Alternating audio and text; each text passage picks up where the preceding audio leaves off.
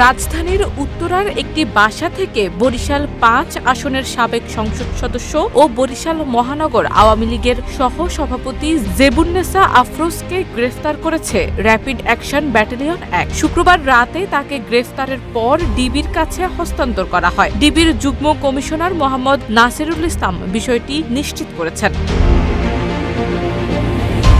তিনি জানান, গুলশান বিভাগের একটি মামলায় তার বিরুদ্ধে গ্রেফতারি পরোয়ানা ছিল, তাই র্যাব তাকে গ্রেফতার করে আমাদের কাছে হস্তান্তর করে। পরে তাকে সংশ্লিষ্ট থানায় পাঠানো হয়েছে। জেবুন্নেসা আফরোজ আওয়ামী লীগ সরকারের সময়ে ১০ম জাতীয় সংসদের অধিবেশনে সংসদ সদস্য ছিলেন। ২০১৪ সালের ৯ এপ্রিল বরিশাল ৫ আসনের তৎকালীন সংসদ সদস্য শওকত হোসেন হিরণ মৃত্যুবরণ করলে উপনির্বাচনের মাধ্যমে তার স্ত্রী জেবুন্নেসা আফরোজ সংসদ সদস্য নির্বাচিত হন। দেশ জুড়ে তোলপাড় ওয়ালটন ফ্রিজ কিনে আপনিও হয়ে যেতে পারেন মিলেনিয়ার।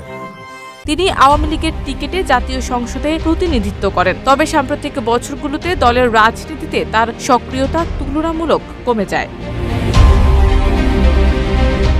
জানা গেছে, ৫ আগস্টের পর বরিশালে দায়ের হওয়া একাধিক মামলায় তাকে আসামি করা হয়। এরপর থেকেই তিনি আত্মগোপনে ছিলেন। তার পরিবারের ঘনিষ্ঠ আওয়ামী লীগের নেতা অ্যাডভোকেট মঞ্জুরুল ইসলাম জানান, শুক্রবার দিবাগত গভীর রাতে জেবুন্নেসাকে ঢাকার বাসা থেকে আটক করা হয়েছে। বর্তমানে তিনি ডিবি হেফাজতে আছেন। শারমিন নিশু, ঢাকা পোস্ট।